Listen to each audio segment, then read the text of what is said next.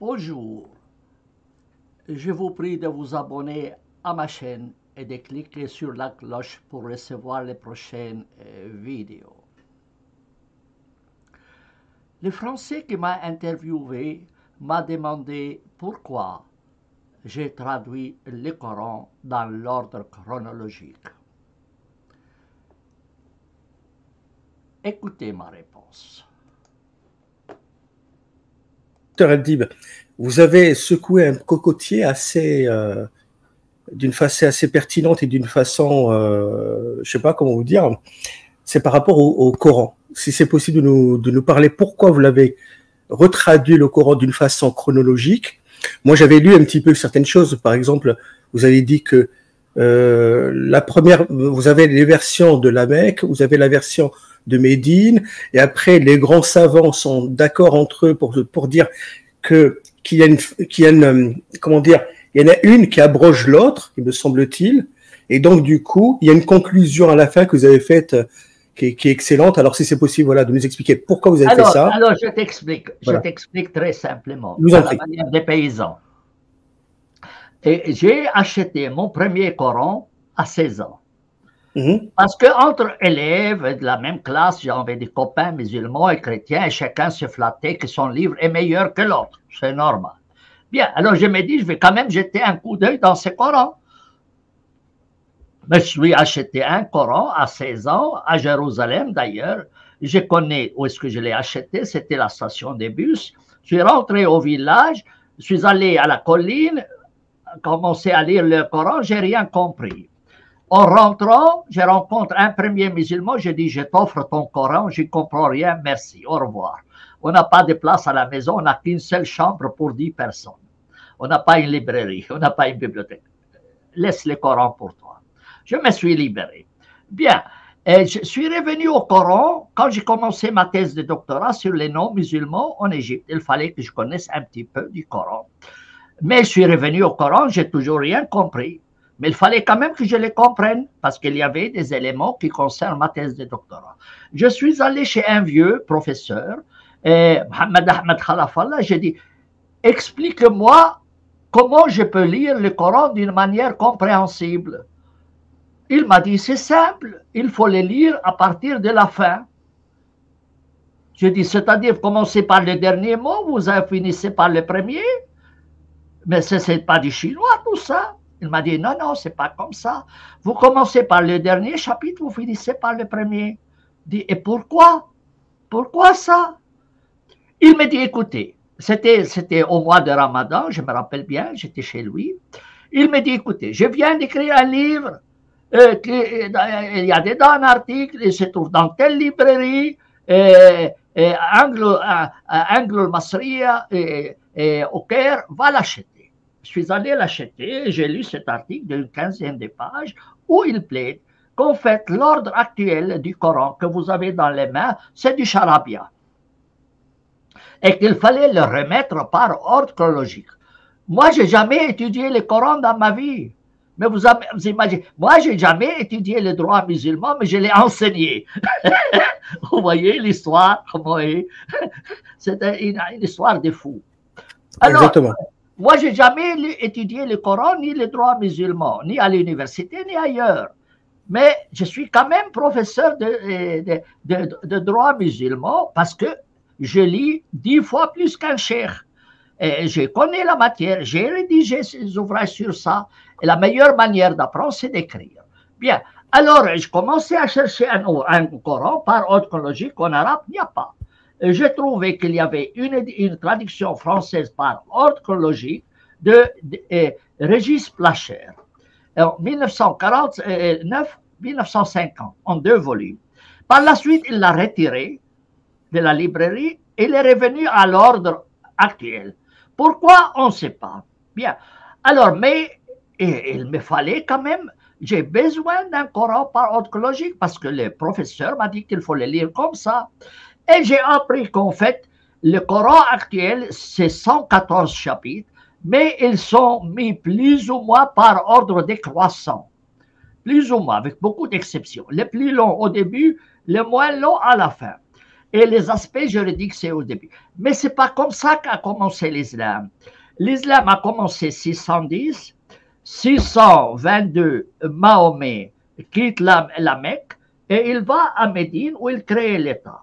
Dans la première partie, il y a 86 chapitres qui ont été révélés à la Mecque et ils sont plus ou moins digestes. Pas tout à fait digestes, mais digestes. Et une fois qu'il est parti à la Médine, il crée son État, et bien, ça commence à coincer.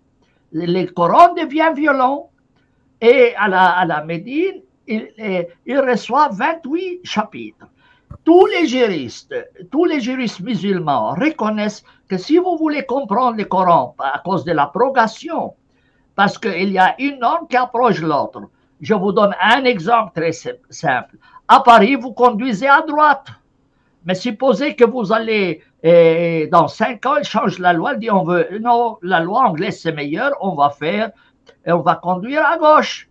Eh bien, ça sortira dans les journaux officiels. Mais il faut savoir qu'est-ce qu'il faut à droite ou à gauche. Vous allez vous référer à la date du journal officiel. Donc, il faut connaître la datation des chapitres et des versets. Ce n'est pas d'une simplicité comme ça, grande simplicité, mais il y a un moyen d'y parvenir plus ou moins. Mais dans tous les cas, si vous remettez le Coran dans l'ordre chronologique, vous saisissez mieux l'islam. Vous savez que l'islam a commencé par être plus ou moins pacifique, plus ou moins, pas tout à fait, et que par la suite, le prophète de persécuter, il est devenu conquérant. Et ça a commencé à coincer. Dans la partie mécoise, il n'y a pas de distinction entre hommes et femmes, entre croyants et non-croyants. Il n'y a pas les sanctions, couper les mains, couper les pieds. Ça ne figure pas. Ce qui figure, ces normes figurent après. Il n'y a pas la question de la guerre dans la première partie, mais c'est dans la deuxième partie. Et sache, mon cher François, que dans toutes les universités arabes musulmanes, on n'enseigne pas le Coran mécois, mais le Coran médinois. Et Daesh n'a pas appliqué le Coran mécois, mais le Coran médinois.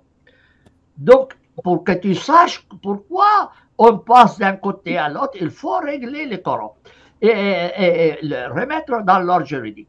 Alors, moi, j'étais un jour assis entre le porte-parole de la mosquée de Genève et l'imam de la mosquée de Genève dans une conférence à Fribourg, je me rappelle bien.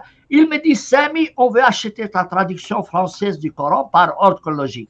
J'avais un peu peur. J'ai dit, ah non, ça ne vous intéresse pas. Non, non, laissez tomber. Mais pourquoi tu as peur? Je dis, oui, mais ce n'est pas comme les traductions normales. Je dis, mais qu'est-ce que tu as? Je dis, c'est par ordre chronologique. Mais c'est comme ça qu'elle doit être faite. Diable, si c'est comme ça qu'elle doit être, pourquoi vous ne l'avez pas faite? Ah, tu sais, nous les musulmans, on n'a pas le droit de toucher au Coran.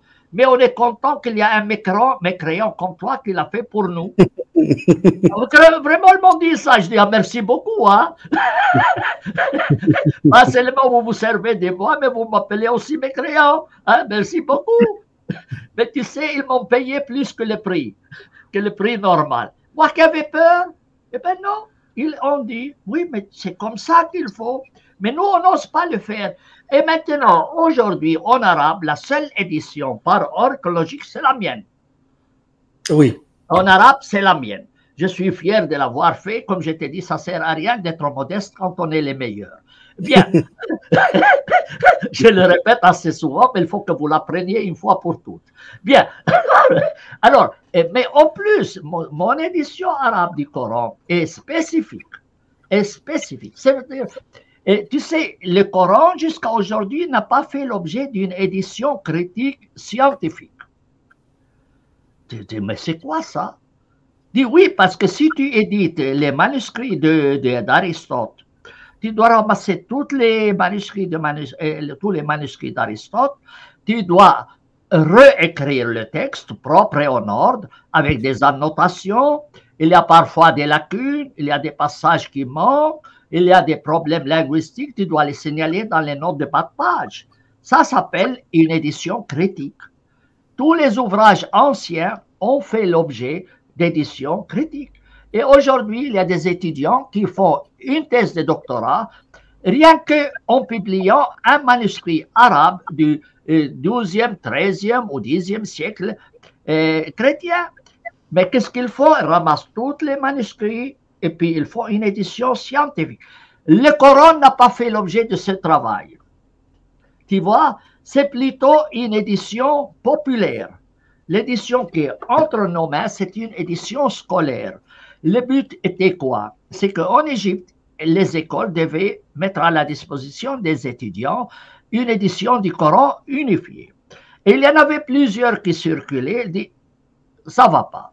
Ils ont retiré tous les Corans qui étaient dans les marchés et ils ont publié leur propre édition qui est là, entre mes mains, mais qui est une édition populaire, sans aucune annotation, sans aucun problème. Tu les lis, tu penses que c'est parfait, il n'y a aucun problème. Alors moi, comme j'ai traduit le Coran en 3 langues, en français, en anglais et en italien, et par ordre chronologique, j'ai fait ce travail d'édition arabe. Et sache en plus que le Coran comporte, selon cette édition, 6236 versets. La moitié de ces versets ont des variantes. Certains mots ont jusqu'à 15 variantes, avec sens différents. Mais ça, tu dois les noter dans les notes de bas de page. Mais eux ne font rien de tout cela. Mon édition arabe, c'est l'unique qui existe dans laquelle il y a les variantes de chaque mot. Même j'ai mis ces variantes même dans mes traductions françaises, anglaises et italiennes. Aucune traduction ne te la donne. Je suis le seul à avoir mis cela. En plus, le Coran, plus que 70% des versets du Coran sont ambigus. Et il faut les clarifier. Alors attendez, excusez-moi. Pour les francophones, on va dire, pour les Français, donc c'est 70%. Voilà, du Coran est ambigu. Est ambigu. Okay. Est ambigu. Alors il fallait expliquer cela dans les notes. Il y a des mots qui, même les plus grands exégèses, ne peuvent pas comprendre plus que 90% du Coran. La phrase qui est le plus répétée parmi les grands exégètes, Tabari, les exégètes ne se sont pas mis d'accord sur le sens de ces versets.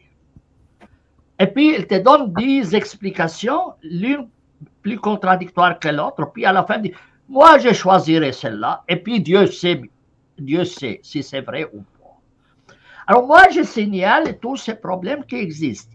Et en plus, entre 20 et 30% du Coran et des versets du Coran ont des lacunes, des trous, des trous pour différentes raisons. Et tel quel, c'est incompréhensible. Et seuls les savants savent qu'il y a là un trou, qu'il faut les compléter de telle ou telle manière. Mais ils ne te le diront jamais dans cette édition populaire. Moi, je les mets dans mon édition arabe du Coran. Tu comprends? C'est entre autres cela. Donc, et en plus, 80% du Coran provient des sources juives et chrétiennes. 80% du Coran provient des sources juives et chrétiennes. Mais ils ne te le diront jamais. Alors, dans mon édition arabe du Coran et dans mes traductions, j'ai dit tel verset est apparenté ou il est proche de tel verset de l'Ancien Testament ou du Nouveau Testament, je ne sais pas de quoi. Donc, il faut mettre les sources d'information dont s'est servi l'auteur du Coran. Tu comprends? Donc, c'est une édition arabe très originale, et en plus, des penseurs, des chercheurs estiment que le Coran, au début, n'a pas été écrit en langue arabe, en alphabet arabe. Parce que l'alphabet arabe n'était pas développé, mais plutôt en syriaque. Et par la suite, ça a été translittéré en arabe.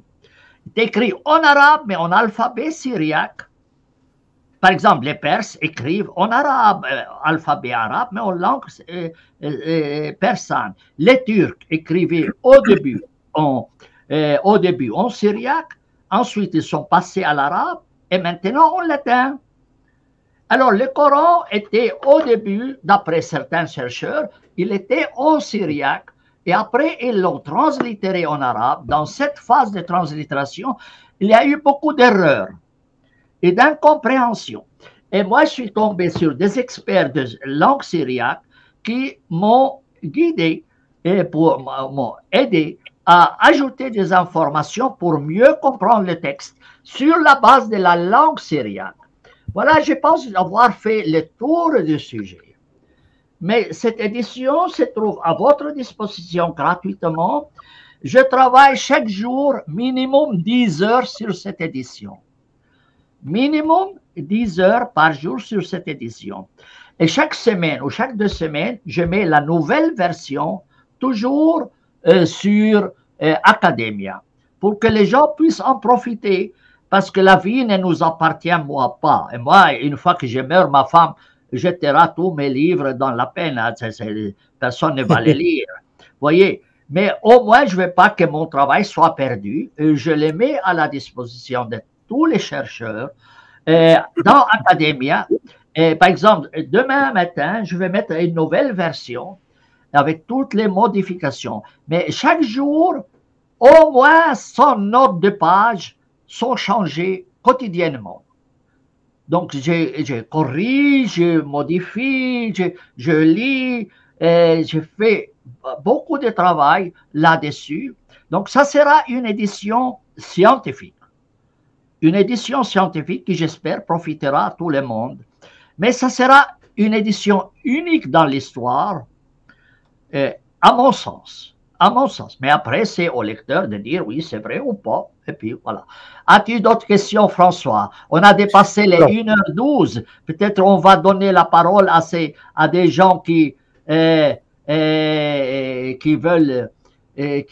poser la question. Alors, moi, je pose à ta place une question. Pour finir. Attendez. Non, je ne vais pas te faire attendre. Et je vais te faire attendre. Attends. Et après, j'ai fini. Alors, tu vas me dire pourquoi Harvard ne fait pas une édition pareille? Parce que l'enseignement de l'islam à Harvard est payé par l'Arabie Saoudite. D'accord. Ils ne pourront jamais la faire. Oxford, pourquoi ils ne le feraient pas? Parce que Oxford est payé par le Qatar. Vous voyez? Alors, qui paye commande? Moi, pauvre misérable, moi, si tu me vois dans la rue, tu penses que je suis un chiffonnier d'Emmaüs, tu me donneras l'aumône. Personne ne me paye. Vous voyez? Et je ne cours pas après l'argent. Et puis, j'ai peur des personnes, comme tu vois, je n'ai pas la langue dans ma poche. Alors, voilà. Et maintenant, si tu as des questions, voilà. Et puis, si tu veux, on donne la parole à tes auditeurs. Alors, il y a Shlomo qui va